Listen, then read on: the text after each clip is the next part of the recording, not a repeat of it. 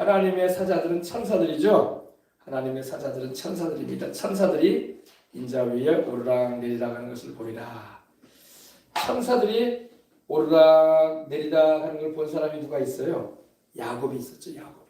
야곱이 바단 아람으로 자기 외가로 가는 중에 베들에서 돌베개를 메고 자는데 하나님께서 야훼 하나님께서 하늘에 계시는데 사다리가 땅에서 하늘까지 놓여 있었어요. 근데 거기에 천사들이 오르락 내리락 했어요. 할렐루야. 야곱이 그때 배웠던 하나님은 바로 우리 예수님인 걸 믿으시기 바랍니다. 하나님 아버지는 눈으로 볼 수 없으신데 구약에 나타나신 하나님은 눈에 보이도록 이렇게 자신을 드러내신 하나님은 바로 우리 예수님이신 것입니다. 성육신하에 오시기 전에 야훼의 사자로 계시기로 하셨고, 할렐루야. 자, 오늘은 43절부터 보시겠습니다. 이튿날 예수께서 갈릴리로 나가려 하시다가 빌립을 만나 이르시되 나를 따르라 하시니, 그 이튿날이었습니다. 이튿날이라는 것은 이제 지난번에 제가 여러분에게 말씀을 전하였던 내용 가운데 있는데, 시몬 베드로와 그의 형제 안드레, 그리고 이제 메시아로 오신 우리 예수님에 대해서 이제 알게 되었던 그런 걸 말합니다. 그 다음 날이었던 겁니다. 주님은 이제 제자를 부르시는 거예요. 제자는 여러분 주님이 불러야 돼. 내가 제자가 되고 싶습니다 해서 제자가 되는 게 아니라 주님이 불러내시면 제자가 되는 것입니다. 12제자 300용사 7천인의 바알에게 무릎 꿇지 않은 이들이 있다. 성경에 보면 나와요. 그죠? 자, 근데 여러분 이 제자는요 주님이 불러내시는 거야. 그래서 12제자를 주님이 불러내셨잖아요. 이제 요한복음에는 안 나오지만 누가복음이나 다른 복음서를 보면요 주님이 밤이 새도록 기도하시고 제자들을 불러내셨어. 주님을 따라오는 이들 가운데서 12명을 불러내셨는데 베드로, 야고보, 요한을 비롯해서 12명이 제자로 이렇게 택함을 받습니다.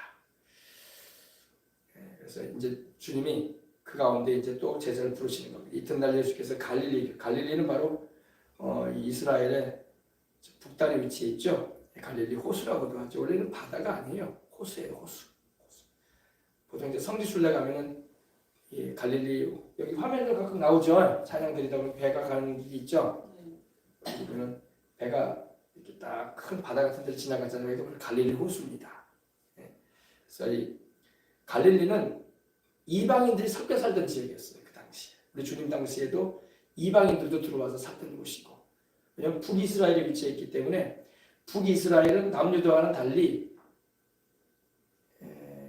뭐라고 할까요? 그 이방인들과 결혼을 하고 자녀를 낳아 기르며 이렇게 세속화되어진 현장입니다. 남유다는 다윗의 자손들이 왕이 되잖아요. 그리고 신앙을 중심으로 해서 하나님을 잘 섬기려고 하는 왕들이 있었기 때문에 이렇게 이방인과 잘 섞이지가 않았어요. 근데 북이스라엘은 아수르에 의해서 포로가 돼서 끌려가는 일을 당하면서 이 아수르의 니글랏빌레살이라고 하죠. 이 아수르 왕이 이방 사람들을 이 북이스라엘에 막 들어가 살게 만들었어요. 그것도 하나의 정책이었어. 자꾸 이 유대인들은 이방인하고 꺼리끼기 때문에 안 섞이려고 하거든요. 근데 강제로 결혼을 막 하게끔 했어요. 그래서 사마리아도 주님 당시에는 벌써 이방인들이 섞여져 가지고 자식을 낳아 기르는 일들이 벌어져서 사마리아인들을 남유다인들은 좀 무시했죠. 너희들은 순혈통이 아니다. 너희들은 이방인과 결혼해서 자녀를 낳아 길렀기 때문에. 그래서 신앙생활조차도 예루살렘에서 하지 못했어요. 그래서 주님께서 요한복음 4장에 들어가면 제가 말씀드리겠지만 수가성의 여인도 그런 말을 하잖아. 당신은 유대인으로서 사마리아인 여인이 나에게 왜 물을 달라고 합니까? 왜? 서로 상종하지 않았단 말이에요. 그런 시대였었어요. 네, 알아두시기 바랍니다. 네. 그러나 주님은 사마리아의 영혼들도 구원하기 위해서 가셨어. 주님은 인종차별 안 하셨어. 물론 주님은 택함받은 유대인들을 구원하러 오셨지만 주님은 십자가에 달리실 때는 이방인들인 우리들을 위해서도 십자가를 지시게 되는 거야. 근데 유대인들은 그런 걸 전혀 생각지 않았어요. 이방인들은 그거 못 받을 거라고만 여겼어요. 더군다나 지난번에 제가 말씀드린 것처럼 고넬료의 가정에 성령이 임하셨을 때에도 그들은 깜짝 놀라버린 거야. 아니 어떻게 이방인에게 성령이 임하시냐 이거예요. 이방인들은 전례적으로 그거 못 받고 다 지옥에 뺄감 정도로밖에 안 될 텐데 저들이 어떻게 하나님의 자녀가 되고 우리가 모시고 섬기게 되는 하나님의 영을 받냐 이거예요. 저도.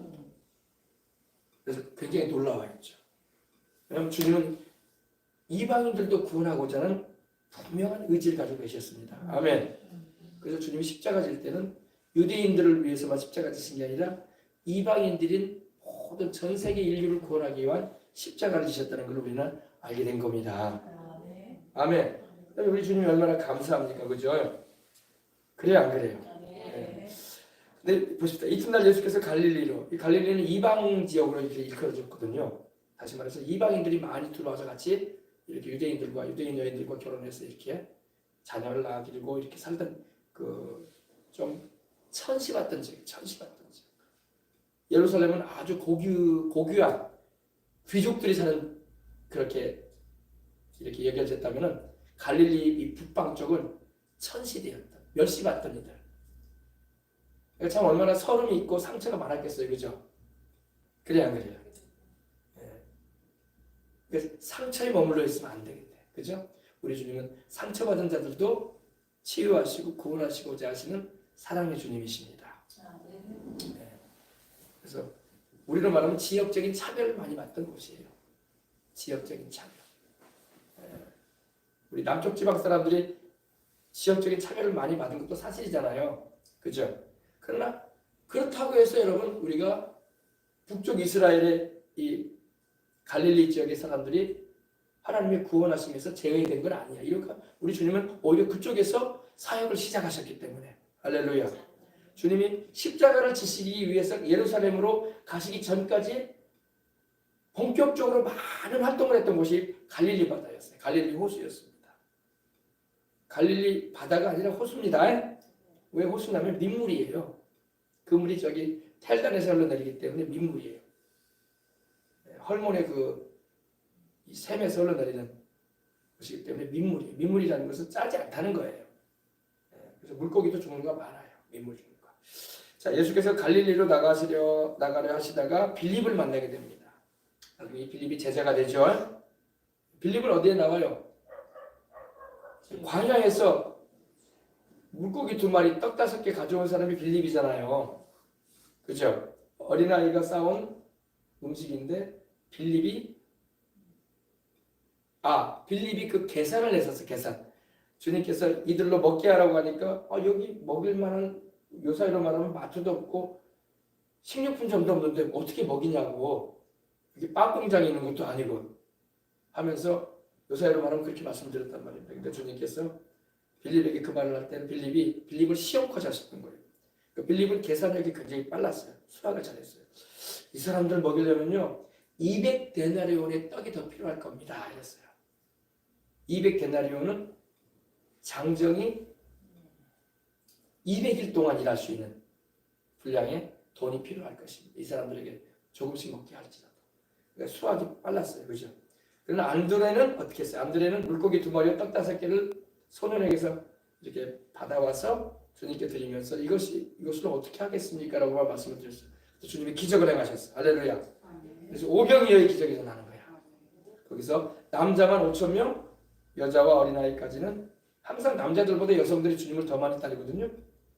그러다 보니까 최소한 2만 명가량이 먹지 않았을까 이렇게 예상을 합니다. 그래서 이제 빌립이 바로 거기서 나오죠. 아주 수학적인 계산이 빠른 사람이야. 빌립을 만나 이르시되 나를 따르라. 우리 주님은 여러분 제자를 불러내실 때에 동일한 말씀을 하세요. 베드로와 야고보나 요한이나 이런 물고기를 잡고 있던 갈릴리 호수에서 물고기 잡던 이 사람들에게도 나를 따르라고 하셨어요. 할렐루야. 그리고 세관에서 일하고 있던 마태복음을 기록한 이 마태, 레위라고 하죠. 이 레위도 주님께서 세관 일하고 있을 때 나를 따르라. 주님이 따르라고 하는데 잘 따랐으니까 제자의 명령에 들어갔지, 그죠? 주님이 따르라고 했는데도 안 따르는 사람들도 나와요. 뒤에 보면 이 부자 청년은 주님을 안 따르잖아, 그죠? 성경 읽어보셨죠? 주님이 따르라고 하면 즉석 따르면 좋은데 인간적인 계산을 많이 하는 바람에 근심하고 뒤로 물러가 버리고 많은 사람도 나옵니다. 네, 마찬가지. 오늘날에도 여러분 주님이 따르라고 할 때 따라야 돼요. 아멘. 근데 사람들이 주님을 따르기를 부담스러워하거든. 자기 인생에 있어서 여러 가지 제약이 많이 있을 것이고 자유가 없지 않을까. 나는 이렇게 인생 살고 싶은데 왜 나를 이렇게 따르라고 하실까. 그런 생각을 많이 하게 되면 주님을 따를 수가 없어요. 그죠? 그럼 제자가 될 수가 없는 거야. 제자는 주님이 따르라고 하면 따르면 되는 것이고. 할렐루야. 네.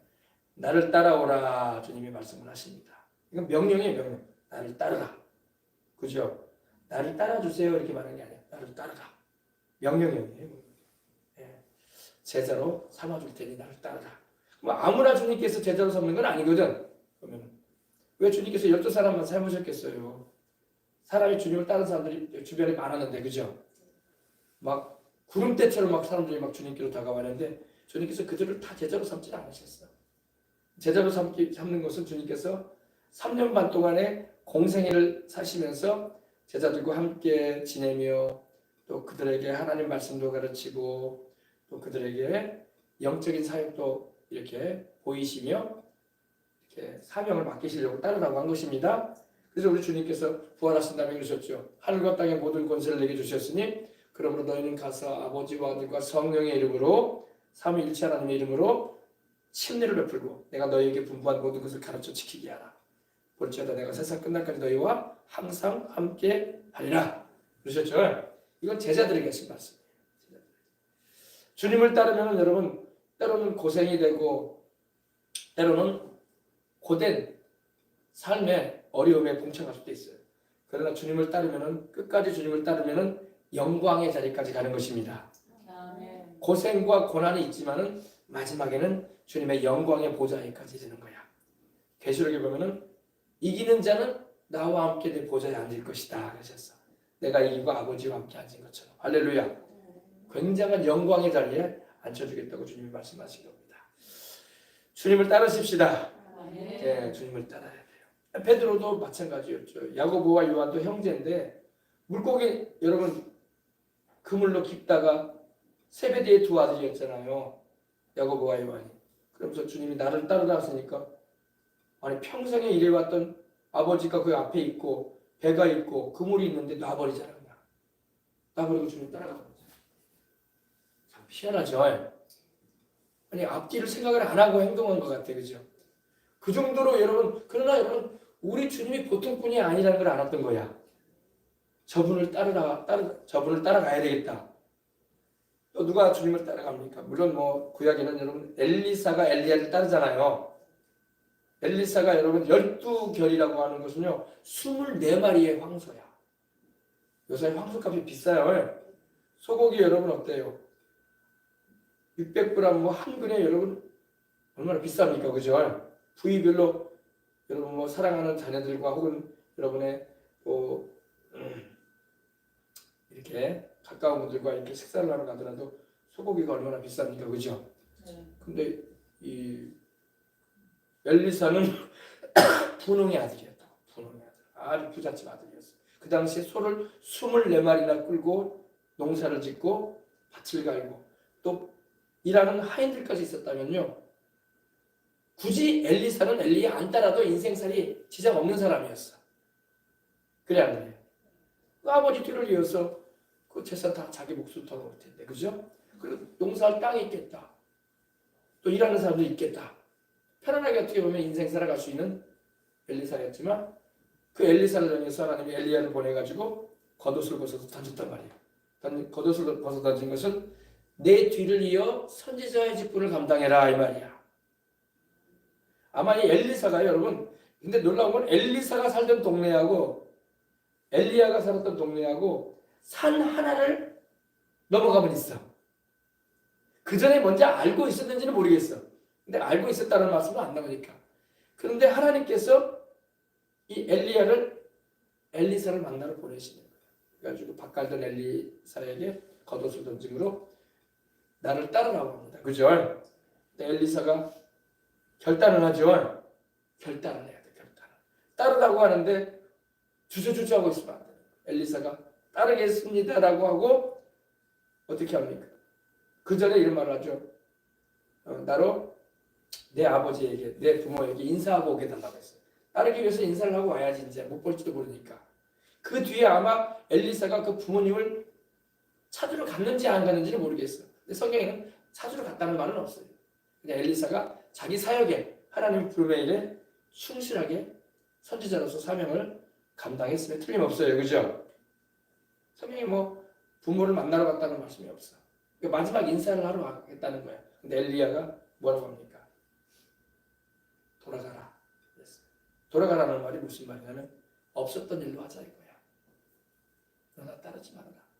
너 그래가지고 나 못 따른다 이거야. 아주 그냥 냉혈해요. 우리 뭐냐 아주 냉정해 엘리야는. 너 나 따를 수 없다 보니까 너 돌아가라.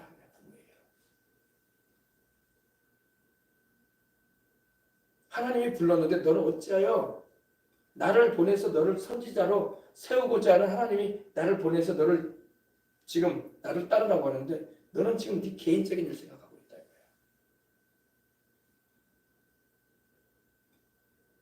이거야. 지극히 상식적인 일인데 그죠? 내가 따르더라도 내 부모님한테 인사나 하고 오겠습니다. 근데 왜 엘리야는 돌아가라고 했을까요?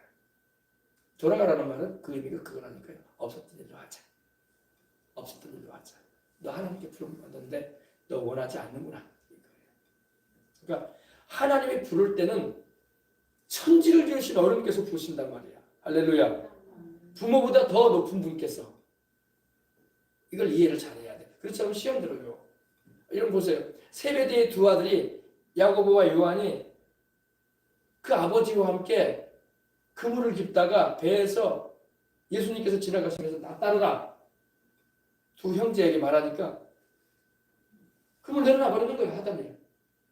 그리고 따라가 버리는 거예요. 아버지한테 인사했다는 말도 없어요. 참 요사이 들으면 참 버릇이 없다. 키워놨더니 인정머리도 없구나. 그렇게 말할 수도 있어요. 그죠? 왜냐하면 주님이 말씀하셨기 때문에 그런 거야. 부모를 통해서 나를 세상에 태어나게 하신 분도 하나님이거든. 그러니까 부모보다 더 높은 분께서 옛날에는 그랬잖아요. 옛날에는 왕이 명령하면 여러분 그런 식으로 행동해야 되잖아.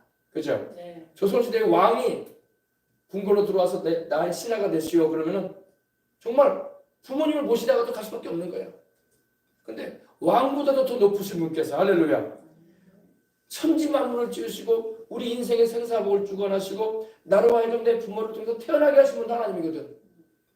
그 높으신 분께서 나를 불러서 쓰시겠다는데 자 부모님 입장에 세베대가 얼마나 멍했을까요? 아들들이 그냥 가버리니 뭐 다른 아들도 있다는 말도 없는 성경에 키워놨더니 말이야 두 아들이 평생에 아버지 도와서 나 도와서 그물 일하고 뱃일 해가지고 집안일 돌볼 줄 알았더니 가버리는 거야. 그러니까 인사했다는 말도 없어. 성경 보면 참 인간적으로는 이해가 어려운 부분이 나와요. 그러나 여러분 우리는 이해가 되는 거야. 하나님께서 부르셨지. 아멘. 그러나 또 사람 편에서는 이해가 안 돼. 어떻게 저러지? 이해하시기 바랍니다. 자, 필립은 안드레와 베드로와 한 동네 벳세다 사람이라. 이 필립은 안드레와 베드로는 형제죠. 베드로와 안드레는 형제예요. 먼저 안드레가 부름을 받았고 안드레가 베드로를 전도했어. 왜냐면 자기 형제인 베드로에게 가서 내가 메시아를 만났다. 그 전에 나오죠. 그래서 베드로를 우리 주님께로 이끌었던 것입니다. 그리고 빌립은 바로 안드레와 베드로와 한 동네 벳세다에 가면 광야가 있거든요. 벳세다라는 것은 고기잡이 하는 집이라는 의미를 가지고 있어요. 고기잡이. 그래서 여기가 아마 가버나움이 아닐까. 성지순례 가면 가버나움이 있거든요. 가버나움이 아닐까 이렇게 봐요. 예. 갈릴리 호수에는 여러 동네가 이 호수 주위에 동네들이 막 이루어져 있거든요. 그래서 이렇게 이해를 하면 되는 것입니다. 근데 빌립이 나다나엘을 찾아 이르되 모세가 율법에 기록하였고 빌립이 이 나다나엘이 누구냐면요, 나중에 이 사람이 누구로 밝혀지냐면 바돌로메예요. 바돌로메도 예수님의 제자거든요. 돌로메의 아들이다라는 의미를 가지고 있는데 이 나다나엘이 바로 바돌로메인데 이 나다나엘을 찾아 이르되 모세가 율법에 기록하였고 여러분 우리 예수님은 여러분 구약에 예언되셨던 분이야. 이걸 알아야 돼요. 요즘에 나오는 이단 사이비 교주들은요 예언된 기록이 없어. 갑자기 나타나가지고 메시아를 자기가 갑자기 나타나가지고 내가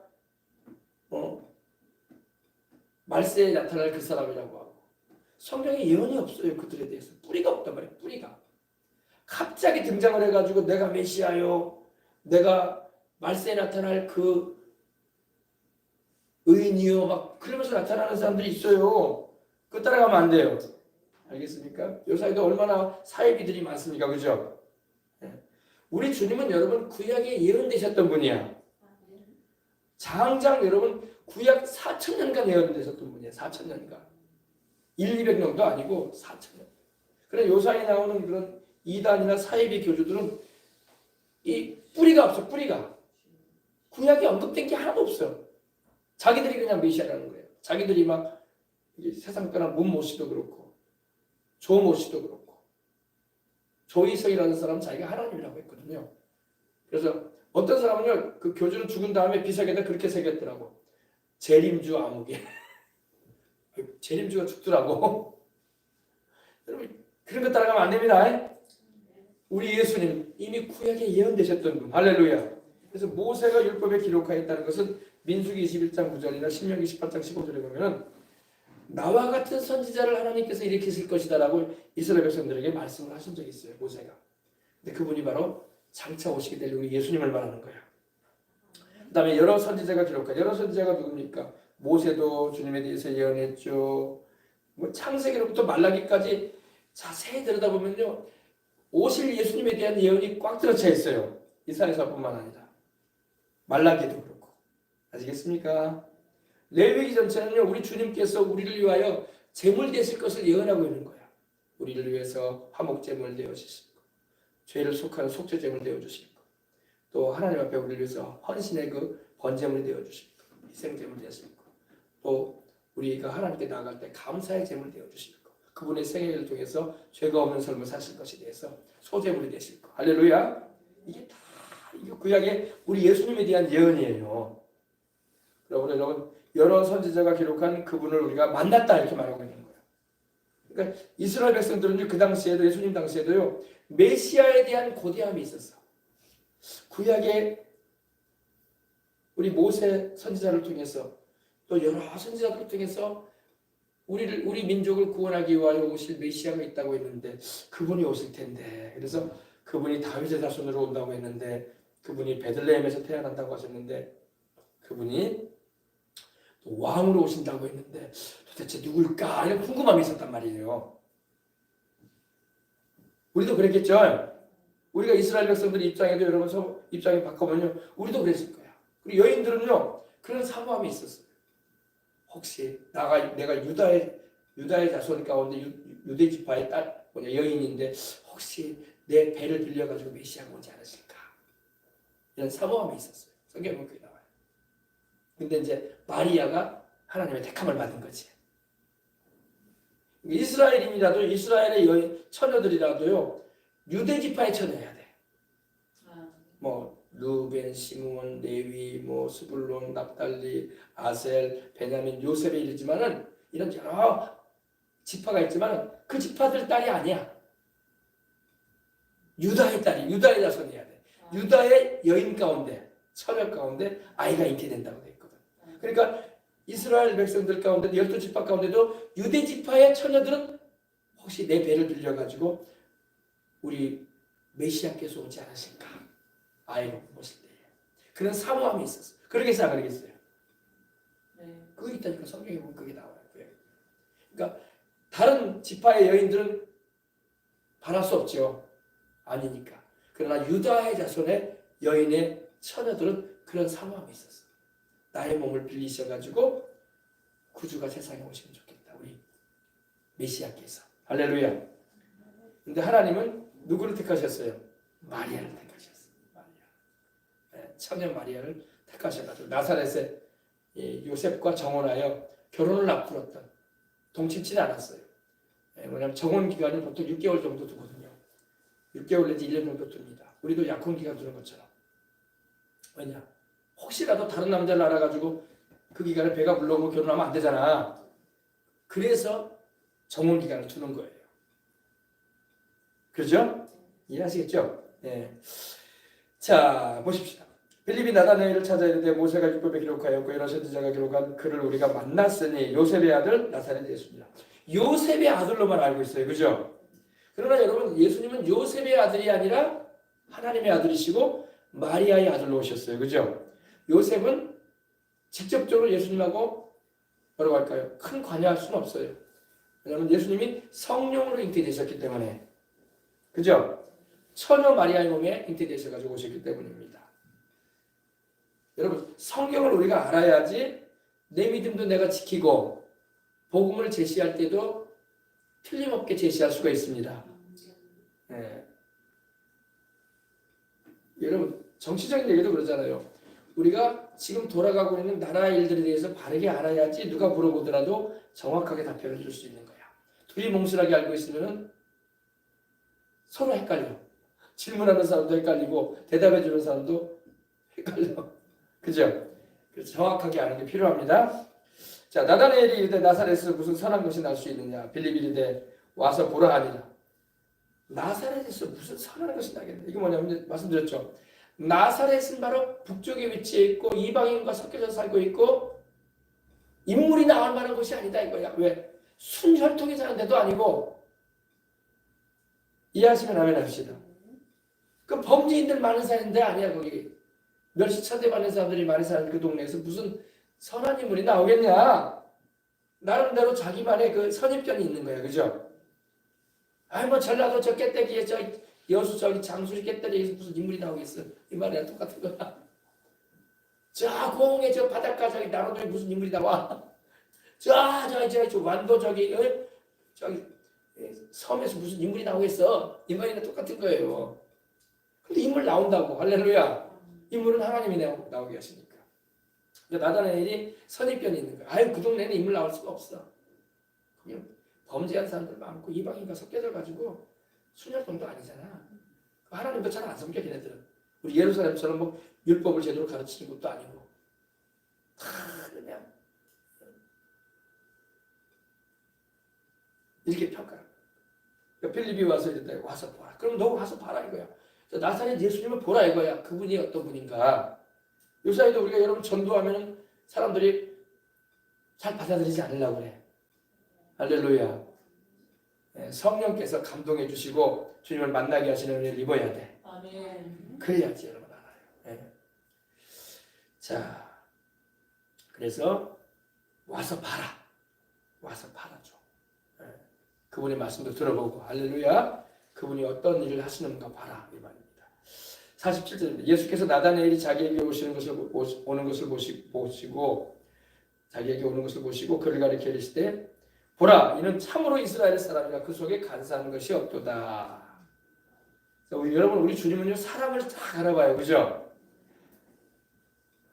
우리 광화문 목사님이 그러더라고요. 우리 윤석열 대통령이 사람이 참 괜찮대. 좋은 사람인데 사람 볼 줄 잘 모르는데 왜?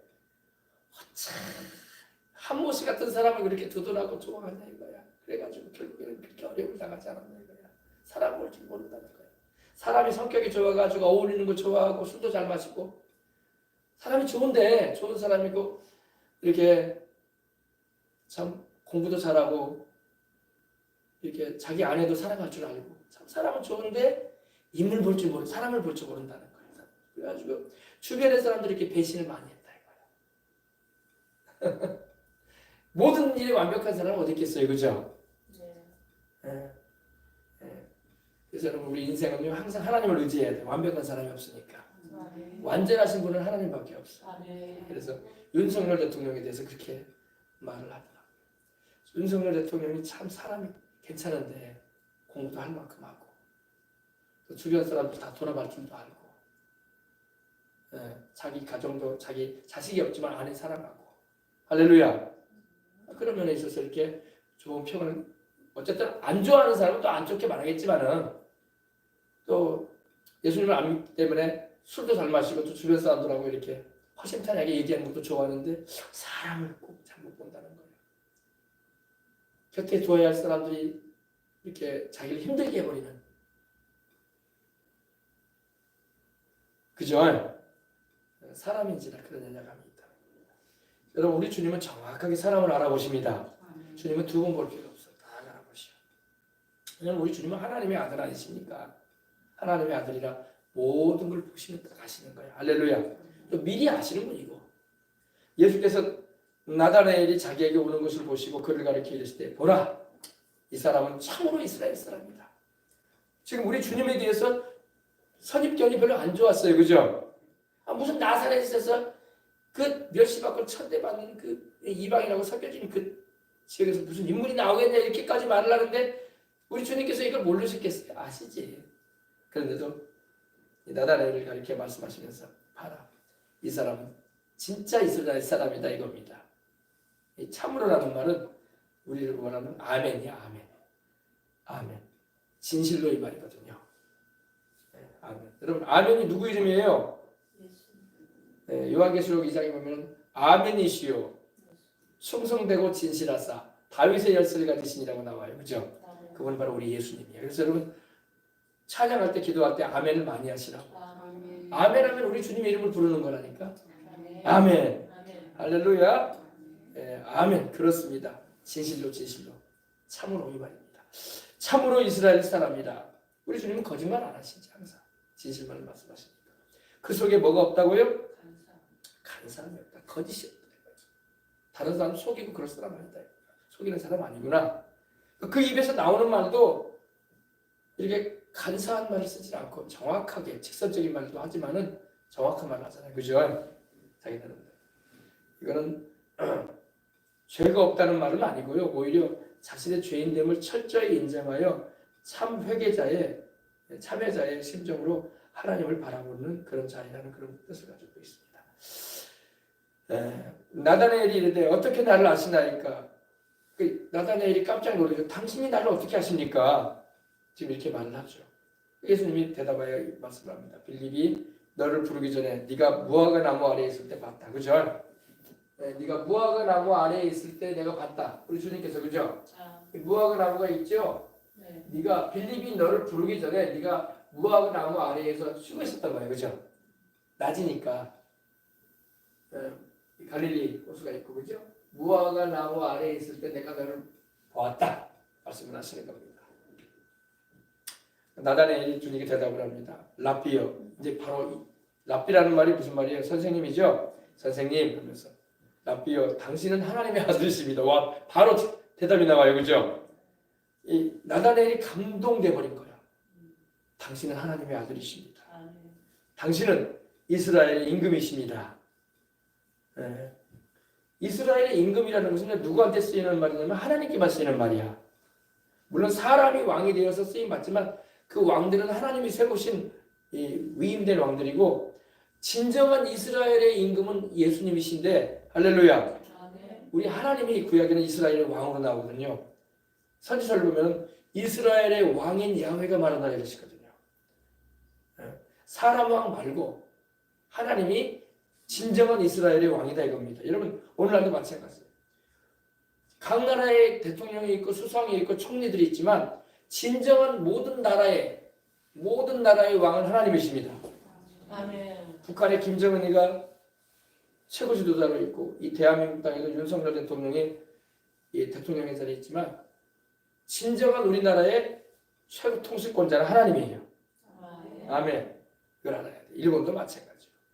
사람들은 자기들이 사람을 세워가지고 왕을 세워놨다고 하지만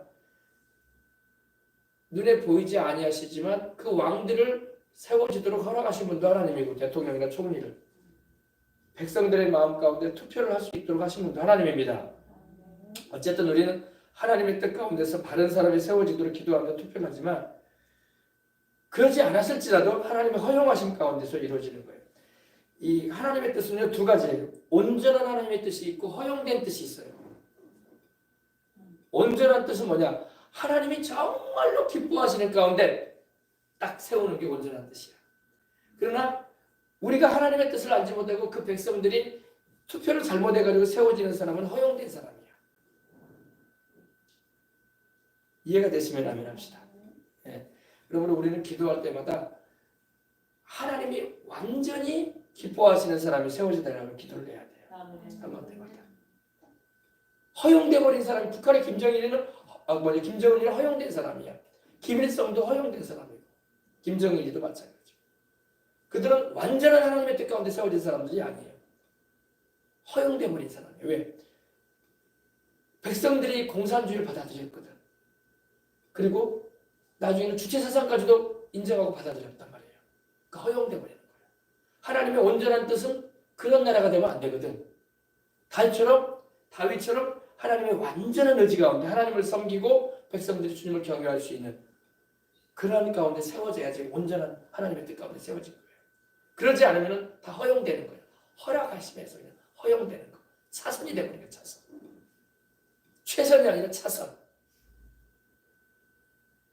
아시겠죠? 네, 그래서 이 로마서 12장 2절에도 하나님의 기뻐하시고 선하시고 온전한 뜻이 무엇인가 이해하도록 해라. 근데 하나님이 기뻐도 안 하시고 선하게 여기지도 안 하시고 온전하게 여기지도 않은 일들이 막 벌어져요. 그럼 허용되는 거예요. 허용되는 거예요. 우리 인생도 마찬가지예요. 우리가 인생을 살아갈 때에 하나님이 온전한 의지 가운데 살아가려고 해야 돼요. 근데 대부분의 사람이 교회를 다녀도 허용된 인생을 살아가요.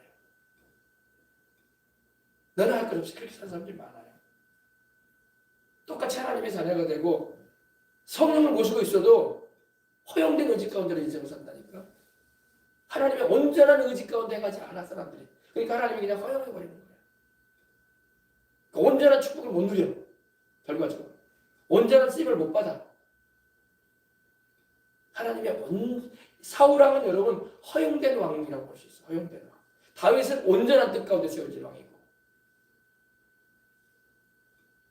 근데 여러분 허용됐던 온전한 의지 가운데 세워졌던 간에 허용됐을지라도 하나님의 뜻 가운데로 행하려고 하면 되는 거야.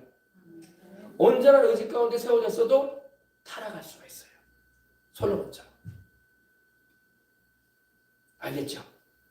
그러니까 이걸 항상 우리가 하나님의 뜻 가운데 행하려고 애를 써야 돼. 잘 점검하고 애를 써야 돼. 우리가 자동차를 가지고 있으면 엔진 오일도 갈고 또 부품도 교환하기도 하고 기능에 이상이 생기면은 이렇게 수리도 맡기는 것처럼 우리 자신의 신앙도 자꾸 점검을 해야 돼. 그렇지 않으면 고장나잖아. 그죠? 네. 엔진 오일 같은 거 여러분 알잖아요. 엔진 오일 여러분 제때 안 갈면 어떻게 돼요? 새 차로 신차로 뽑았다고 할지라도 엔진 오일 여러분 제대로 안 갈면요 엔진 들어내야 된다고. 그러면 수백만 원이 들어가. 엔진 오일 가는데 10만 원도 안 되거든. 그죠? 근데 그거 안 갈고 한 1만 킬로 이상 2만 킬로 타봐요. 이 엔진에 탈을 나가지고 그게 시커멓게 가득 차가지고 찐득찐득하게 돼가지고 나중에 차가 멈춰버린다고. 그러면 그거 고치고자 사러 가져가면은 다 드러내야 된다고 하잖아. 새로 집어넣어야 된다고. 그러면 막 400, 500 들어간단 말이에요. 그거 10만 원 안 가려가지고. 우리도 마찬가지예요. 우리도 하나님의 은혜 가운데 신차처럼 하나님께서 새로운 피조물이 되게 하고 하나님 말씀 가운데 살게 하시는데 그 뜻을 온전히 쫓지 않으면 허용된 방향으로 간다. 허용된 방향. 온전한 의지 가운데 살지 못하고. 많이 그렇게 살아요. 많이 그렇게 살아. 그러니까 우리가 항상 하나님 말씀으로 우리 자신을 리셋해가지고 다시 원위치시켜야 돼. 그리고 그 말씀대로 막 살려고 해야 되는 것입니다. 네. 나다나엘이 이르되 어떻게 나를 아시나이까? 예수께서 대답하여 이르시되 빌립이 너를 부르기 전에 네가 무화과 나무 아래에 있을 때에 보았노라. 나다나엘이 대답하되 랍비여 당신은 하나님의 아들이시오 당신은 이스라엘의 임금이로소이다. 예수께서 대답하여 이르시되 내가 너를 무화과 나무 아래에서 보았다 물어 믿느냐? 이보다 더 큰 일을 보리라. 마지막입니다. 또 이르시되 진실로 진실로 너희에게 이르노니. 이 진실로라는 말은 아멘 아멘 이렇게 하신 거예요. 아멘 아멘. 진실이라는 말이 아멘이거든요. 아멘 아멘. 예수님 이름으로 기도합니다. 아멘 할 때 이 아멘은 그렇습니다라는 동의어도 되지만 진실로 그렇습니다 이 말이에요. 진정으로 이렇게 기도한다 이 말입니다. 예수님 이름으로. 진실로 진실로 너희에게 이르노니 하늘이 열리고 하나님의 사자들은 천사들이죠. 천사들이 인자 위에 오르락 내리락 오르락 내리락 하는 것을 보리라 하시니라. 하늘이 열렸다. 우리 주님께서 십자가 지시고 죽으시고 부활하심으로 말미암아 하늘문이 활짝 열려버렸어. 이제 주 예수를 믿는 자는 누구든지 주 예수의 이름으로 구원을 받고 성령을 받고 하나님의 은총을 입게 되는 것입니다. 인간의 죄로 인해서 닫혀있던 하늘문이 주님의 십자가에 피 흘리신 그 구속의 은혜로 말미암아 또 죽으시고 부활하심으로 활짝 열려서 믿는 우리들이 그 예수님의 이름으로 하나님께 나아가 기도하고 하늘의 성전을 바라보고 찬양도 하고 주님께 영광 돌리는 것입니다. 여러분 우리나라도 그래요. 우리나라도요. 하늘이 열려야 돼. 하늘이. 근데 우리가 이 백성들이 죄를 많이 지면요. 그 죄에서 돌이키지 않으면 하늘이 닫힌다고. 하늘이 닫혀. 그러니까 뭐 동성애니 낙태니 또 여러 가지 뭐 우상 숭배하는 것이나 하나님이 아주 질색하시는 죄들이 있거든요. 근데 자꾸 그렇게 인생을 살면요. 하늘의 문이 닫힌다고. 그럼 축복이 다 닫혀요. 집안도 그래요. 집안도 막 이렇게 집안이 하나님을 안 섬기고 우상을 섬기고 귀신이 들락날락하는 집안이 되고 성령이 역사하실 수가 없게 되면요. 그 집안도 하늘이 닫히는 거야. 집안도. 교회도 그래요. 교회도 주의 성령이 임하시고 운행하시고 역사하시는 곳이 돼야 되는데 교회 주의 종이나 성도들이 죄를 범하고 하나님께서 하나님의 뜻도 제대로 알지 못하고 고집과 아집으로 이 죄 가운데 가게 되면요. 교회도 성령이 역사하지 않아요. 떠나시는 거예요. 네. 교회라고 해서 성령님이 다 와 있는 게 아니라고요. 네. 주님이 거니질 않으셔. 그러니까 종교 현장이 되버리고 말이에요. 종교 현장. 지금 유럽이나 여러분 영국이나 유럽의 교회들이 지금 박물관이 되버렸잖아요. 왜 그러겠어요? 성령이 떠나신 거예요. 이제는 관광지야. 우리나라도 그렇게 될 수 있어요. 우리나라도 큰 교회들 굵직굵직한 막 수천 명, 막 수백 명이 모이는 막 성전이 으리으리한 십자가 종탑이 막 높이 솟아 있고 여수에도 여러분 그런 교회들이 있어요. 빈 교회들이 있다니까 지금. 큰 교회들이 있는데 한때는 막 부흥회를 나가지고 사람들이 막 북적북적한 교회였는데 지금은 없어. 지금은 자물쇠로 잠가놨어 교회. 진짜 그런다니까요. 사람도 못 출입하게 만들고. 왜 그렇게 될까요? 하나님의 영이 떠나신 거예요. 그리고 사람들도 신앙생활 안 해. 그러니까 좌우지간 성령이 떠나시면 끝난 거야. 건물이 무슨 소용이야? 건물이 무슨 소용이야? 대리석을 하면 무슨 소용이야? 시설을 아름답게 꾸며놓으면 뭐 할 거야? 하나님이 계시지 않는데.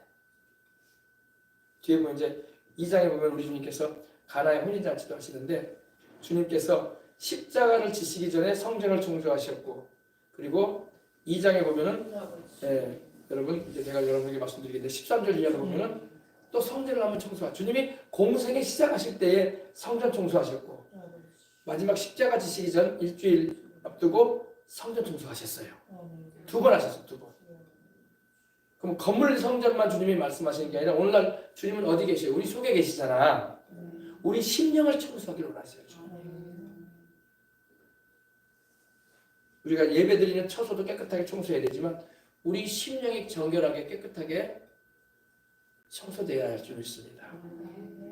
별게 우리 속에 다 들어와 있다. 아유 목사님 뭐가 들어와요? 아 정말이에요 여러분. 예전에 뭐 전도지 같은 거 여러분 보시면 그런 내용이 나오잖아요. 막 사람의 그 마음 안에 막 짐승들이 들어와 있다고 막 짐승적인 기질. 개, 돼지, 뱀, 얼친구라고 그죠? 그런 기질들이 들어와 있다고. 죄성들이 들어와 있다고. 죄성들이. 그거 다 뽑아내야 돼. 교회만 왔다 갔다 한다고 뽑아지는 게 아니야. 회개하고 말씀을 통해서 점검해. 그래서 말씀을 제가 여러분에게 또 전하는 거야. 할렐루야. 내 심령이 깨끗하고 정결해야지 주님이 계시지. 막 더러워가지고 냄새나고 얼룩져있는데 주님 보러 옷이 없어서 옷이 없어서 주님 어떻게 들어오시냐고. 귀신이 들어오지. 귀신이 들어와가지고. 진짜 여러분 산기도 같은 데 가면요. 지금 산기도를 잘 안 다니니까 그러는데 성령 받겠다고 막 산에 가서 기도한단 말이야. 근데 귀신이 들어가지고 온다니까. 왜 그런지 알아요? 회개는 안 하고 남들 은혜 받으니까 나도 욕심껏 기도만 하는 거야. 그럼 귀신이 옆에 와가지고 성령은 들어가시지 않아 그 사람에게. 왜? 임하지 않죠. 왜 더러운데 어떻게 들어가셔 성령이? 회개를 하고 주님의 보혈로 씻고 정결한 심령이 될 가운데 선한 심령이 돼가지고 주님을 찾아야지. 남이 은혜 받으니까 욕심은 나가지고 따라하겠다고 하는데 귀신이 쑥 들어가는 거야. 그래가지고 나중에는 막 귀신 들려가지고 눈이 막 돌아가고 막 그런다니까요. 조심해야 돼요. 교회도 마찬가지. 교회에서 기도할 때도 막 으시으시하고 막 그런 느낌이 들고 막 그러면요. 회개부터 해야 된다고 하는 게. 알겠습니까? 회개하고 주의 보혈로 씻고 주의 성령의 은혜를 입어야 할 줄 믿습니다. 그럼 마음의 은혜가 충만하고 평안이 충만하고 은사도 임하고 기쁨도 넘치는 거예요. 아셨죠? 심령 청소도 하고 또 우리가 예배드리는 처소도 주님 섬기는 마음으로 잘 청소해놓으면 더 좋은 것입니다. 아멘. 기도하겠습니다. 하나님 아버지 감사합니다. 오늘 말씀을 통해서 여러 가지를 아버지 하나님이 또 우리에게 알게 하시고 증거되는 말씀을 통해서 우리 심령이 너희가 하나님의 성전인 것과 하나님의 성령이 너희 안에 계신 것을 알지 못하느냐. 하나님의 성전은 거룩하니 너희도 그러하다고 했습니다. 지금은 주의 성령께서 믿는 우리들 속에 들어와 계십니다. 우리가 주의 성령으로 충만함을 받고 은혜를 더 입고 살고자 한다면 항상 심령 성전을 깨끗이 청소하게 해주옵소서. 죄에 찌들려서 얼룩져 있는데 부르짖는 데를 성령이 임하시겠습니까? 거룩하신 주님. 사소한 작은 죄까지도 민감히 여기고 회개할 줄 아는 심령이 된다면 주님께서 기쁘게 함께 하실 수 있는 은혜가 있을 것입니다. 우리 아버지 하나님이여, 하나님이 꺼리끼시는 것 나도 꺼리끼게 여기고, 하나님이 좋아하시는 것 나도 좋아하고, 하나님이 기뻐하시는 것 나도 기뻐하고, 하나님이 아주 혐오하시고 싫어하시는 것 나도 혐오하고 싫어할 수 있는 그런 자세가 된다면 우리는 주님을 경외하는 자의 삶을 사는 것입니다. 그래서 아버지 하나님, 우리 생명과 소망을 출발하는 성도들이 그런 하나님 중심의 신앙생활을 잘해서 야훼 하나님의 산에 오르자 그 거룩한 곳에 설자가 돼서 그 손이 깨끗하고 마음이 청결하고 뜻을 허탈한 데 듣지 않고 거짓 맹세하지 않는 아버지 그러한 이들이 되어질 때에 우리 하나님이여, 하나님이여 야곱의 기업의 축복을 받을 텐데 그 은총을 입고 살아가는 이들이 되게 하여 주옵소서. 감사하며 주 예수님의 이름으로 기도합니다.